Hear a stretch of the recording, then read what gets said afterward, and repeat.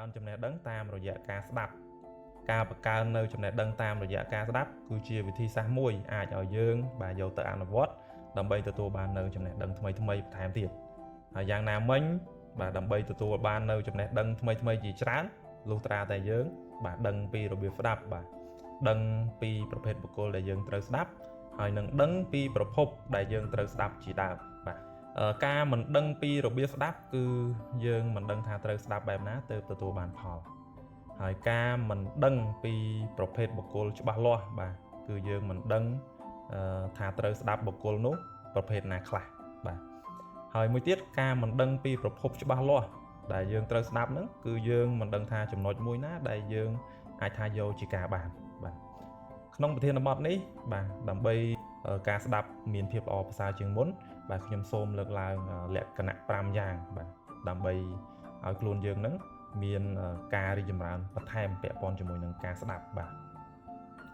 ចំណុចទី1គឺយើងមិនត្រូវមើលងាយពាក្យដែលយើងបានស្ដាប់បាទត្រង់ចំណុចមួយនេះគឺមានន័យថានៅពេលដែលយើងមើលងាយពាក្យពេចន៍ដែលយើងបានស្ដាប់គឺយើងតែងតែគិតថាពាក្យពេចន៍ទាំងអស់នោះគឺគ្មានតម្លៃសម្រាប់យើងចំណុចទី2គឺយើងមិនត្រូវមើលងាយបាទបុគ្គលដែលនិយាយឬក៏ចែករំលែកមកកាន់យើង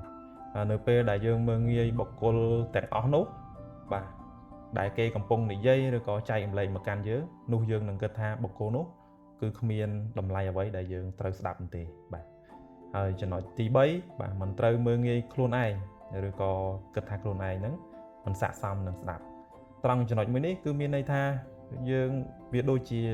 ដាក់ខ្លួនជ្រុលពេកឬក៏លើកដង្កើងខ្លួនឯងខ្លាំងពេកគឺយើងគិតថានៅពេលដែលមានអ្នកតូចគេចែករំលែកមកកាន់យើងគឺយើងគិតថាគេគ្មានតម្លៃគ្រប់គ្រាន់ទេសម្រាប់ចែករំលែកមកកាន់យើងហើយនៅពេលដែលមានអ្នកធំឬក៏មានគេដែលជាថ្នាក់លើយើងគេចែករំលែកមកកាន់យើងយើងគិតថាគេមានតួនាទីខ្ពស់ជាងយើងអញ្ចឹងយើងអាចស័ក្តិសមក្នុងការទទួលបាននៅការចែករំលែកពីអ្នកធំទាំងអស់នោះទេអញ្ចឹងត្រង់ចំណុចមួយនេះគឺយើងមិនអាចមើលងាយខ្លួនឯងឬក៏គិតថាខ្លួនឯងមិនស័ក្តិសមនឹងការស្ដាប់ទេ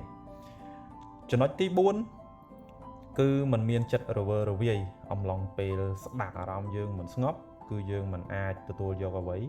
ដែលយើងកំពុងស្ដាប់នោះទេអញ្ចឹងខណៈពេលដែលមានអ្នកចែករំលែកពីប្រធានបទល្អៗក៏ដោយអញ្ចឹងយើងនិយាយឲ្យខ្លីទោះបីជាមានអ្នកជំនាញឬក៏អ្នកដែលជោគជ័យក្នុងវិស័យណាមួយដែលគេចែករំលែកមកកាន់យើងនៅពេលដែលយើងមានចិត្តរវើរវាយទៅអញ្ចឹងយើងក៏អាចទទួលបាននៅចំណេះដឹងថ្មីៗបន្ថែមទៀតទេចំណុចទី5បាទគឺការយកចិត្តទុកដាក់ក្នុងការស្ដាប់មានសេចក្តីថាគឺត្រូវផ្ដល់តម្លៃឲ្យអ្នកដែលកំពុងនិយាយបាទឬក៏ចែករំលែក